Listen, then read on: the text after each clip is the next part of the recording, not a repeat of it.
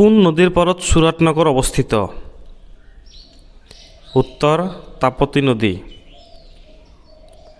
ভাৰতৰ কোনখন নদীত আভ্যন্তৰীণ পানী নিষ্কাশন আছে? উত্তৰ লুনি নদী।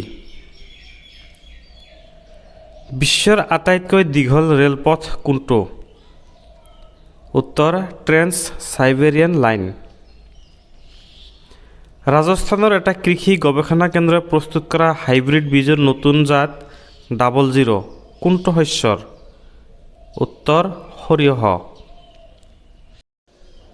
কেৰালাৰ নীৰৱ উপত্যকাত অৱস্থিত অৰণ্যসমূহ কোন ধৰণৰ অৰণ্যৰ উদাহৰণ?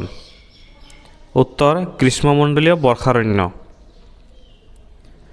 ভাৰত আৰু শ্ৰীলংকাৰ মাজত কোনটো দ্বীপ অৱস্থিত? উত্তৰ ৰামেশ্বৰম। মানৱ ভূগোলৰ পিতৃ বুলি কাক কোৱা হয়? উত্তৰ ফ্ৰেডৰিক ৰেটজেল।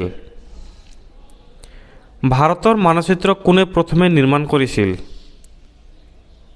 উত্তৰ এনভিল। কোনখন ৰাজ্য পূৰ্বতে নেফা নামেৰে পৰিচিত আছিল? উত্তৰ অৰুণাচল প্ৰদেশ।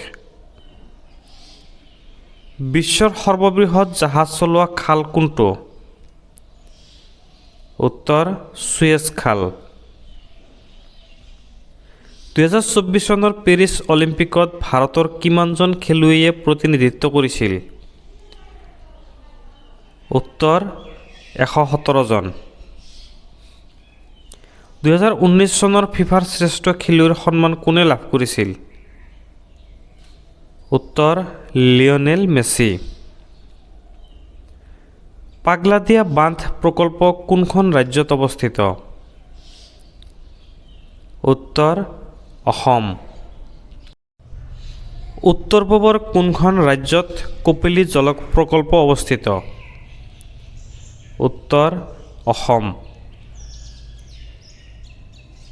দীপৰ বিল পক্ষী উদ্যান কোনখন জিলাত আছে? উত্তৰ কামৰূপ জিলাত। চাইলেণ্ট ভেলী আন্দোলন কোনখন ঠাইত হৈছিল? উত্তৰ কেৰালাত। ভাৰতৰ প্ৰথম মহিলা লোকসভা অধ্যক্ষ কোন আছিল? উত্তৰ মীৰা কুমাৰ। লোকসভাৰ অধ্যক্ষক কোনে নিৰ্বাচন কৰে? উত্তৰ লোকসভাৰ সদস্যসকলে।